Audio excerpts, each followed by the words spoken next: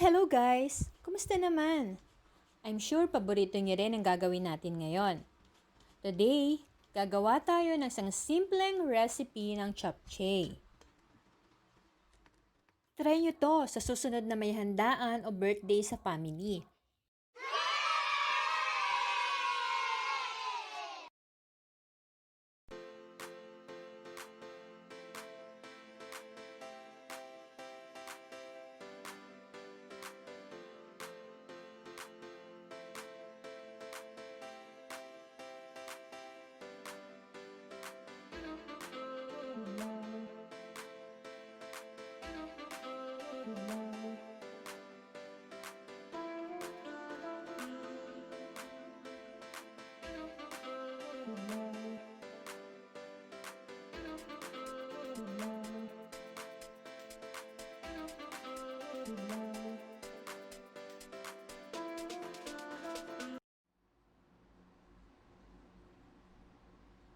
Simulan na natin.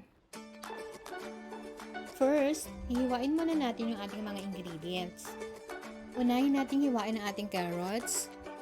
Hiwain natin siya ng pahaba.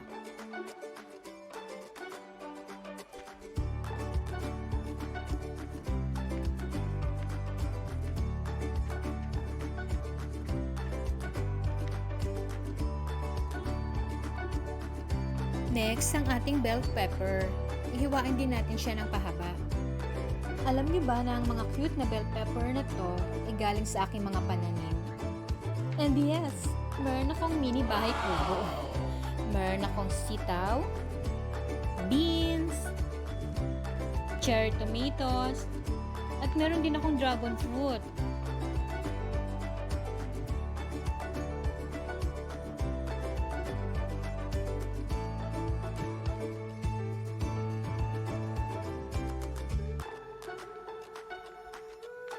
Next, ang ating shiitake mushrooms. Ganun din, basta lahat ng ingredients natin, puro pahaba ang gayat natin.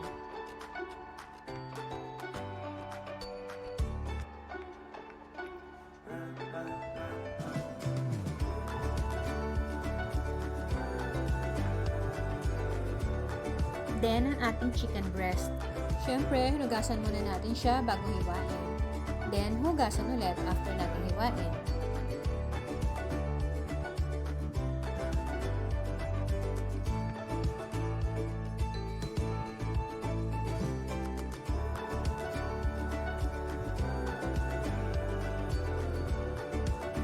Then, after nating mahiwa at mahugasan, i-marinate natin yung chicken in 1 tablespoon soy sauce, 1 tablespoon sugar, sesame oil, black pepper, and garlic.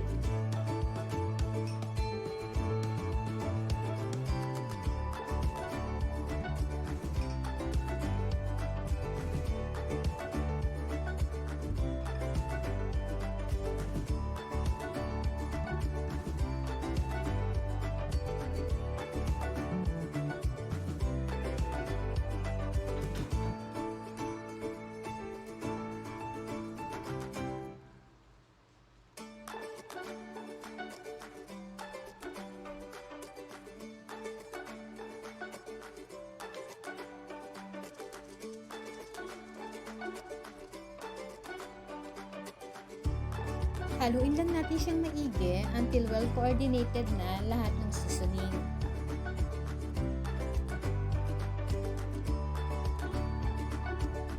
Then, set aside lang muna natin siya.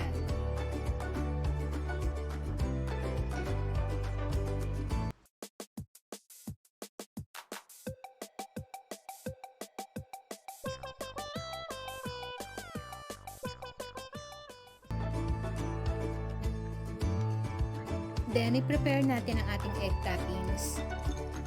Beat 2 eggs, then i-fry natin.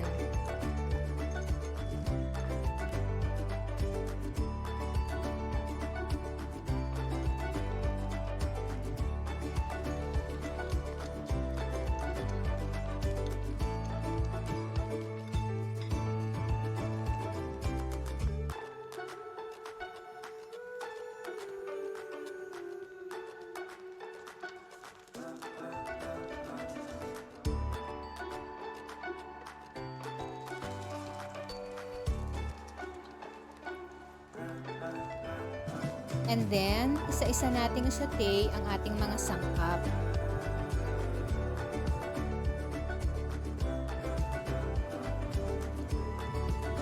In the same pan na pinagprituhan natin ang ating egg, let's saute our onion. Igisa lang natin hanggang sa lumambot na siya.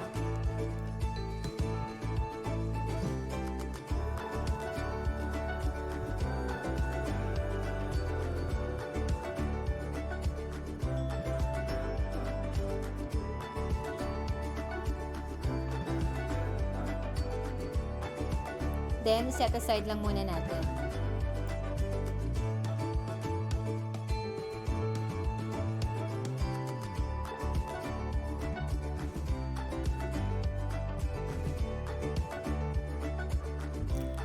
Then, next ang ating carrots. Halu-haluin lang din at then lagyan natin ng cover hanggang sa lumambot siya ng konti.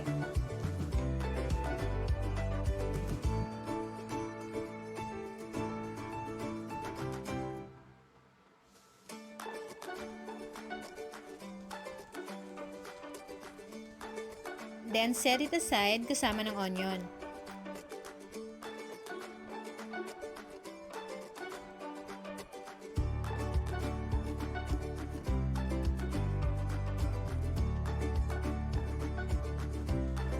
Then, next, ang ating bell pepper. Halu-haluin lang din hanggang sa medyo lumambot na.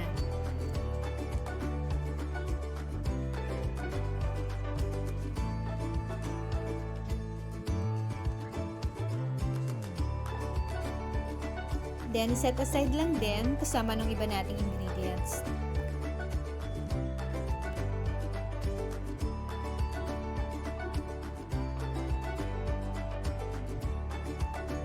Next is the shiitake mushrooms.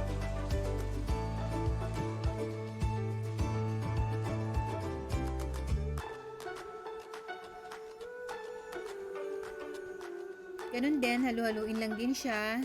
Then set aside kasama ng ibang ingredients.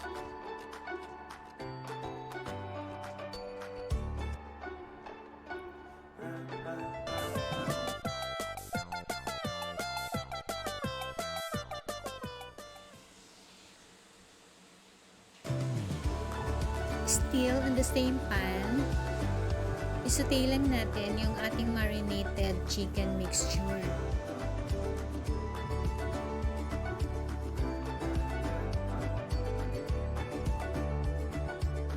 Cover natin and let it simmer for a few minutes. And while inaantay natin maluto ang ating chicken, in a big saucepan, let's boil some water.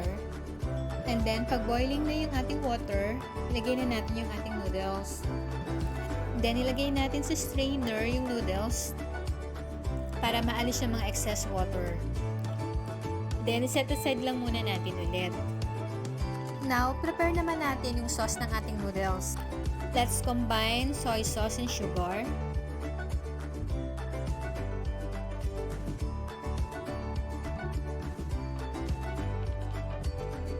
Sesame oil.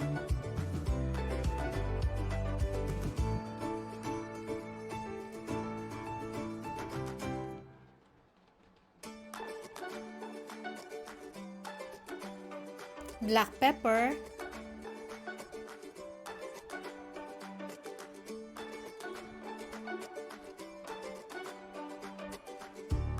And sesame seeds. Mix it well together, then set aside.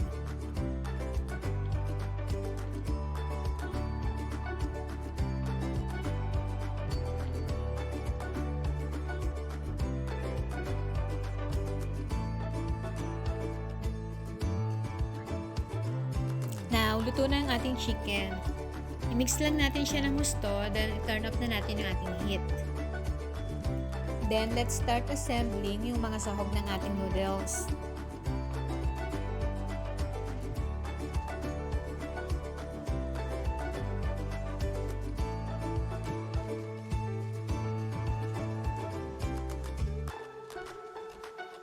In a large baking dish, ilagay lang natin ang ating carrots,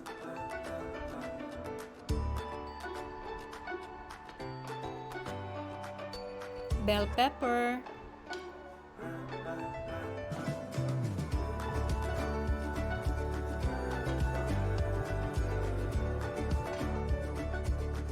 onion,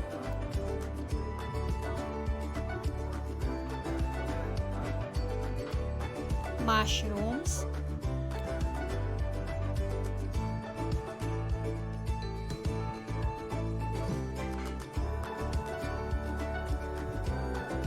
at ang ating chicken.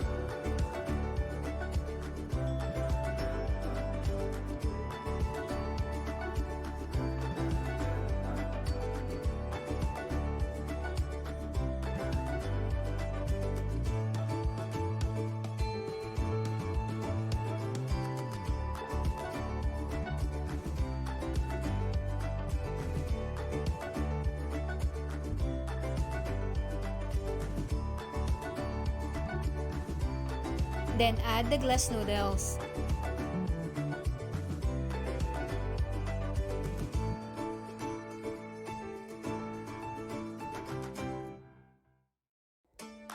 Then ibuhos natin yung kalahati ng ating sauce. Mix it well.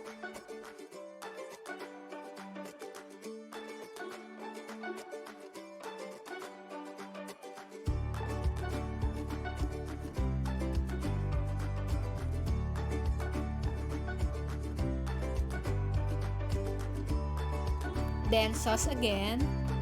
I-mix lang natin siyang maigi para ma-absorb ng noodles yung sauce.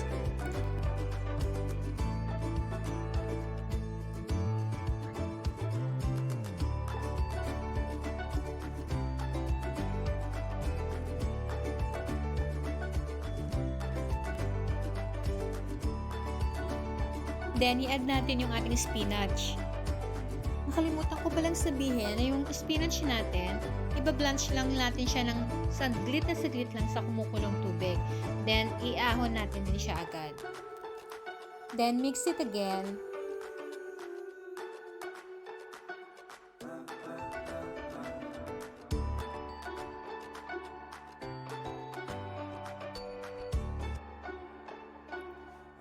Then, i-boost lang natin yung lahat ng natitirang sauce.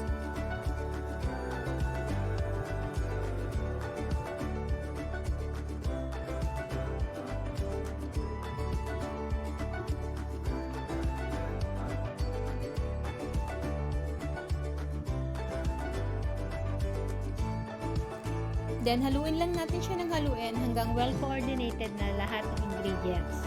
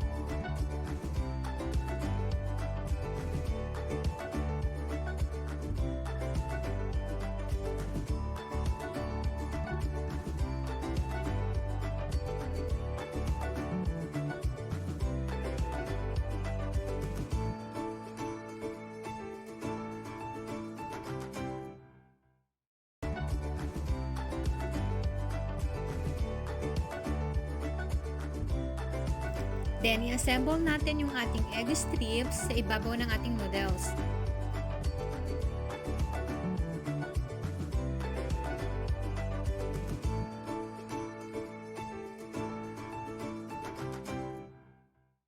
And sprinkle some sesame seeds. And that's it! Enjoy!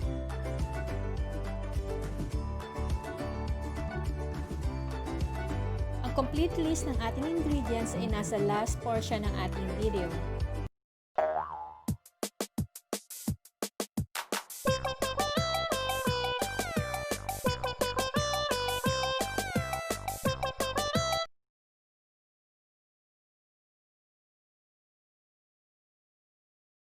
Don't forget to like and share, then subscribe na rin guys. Thank you for watching!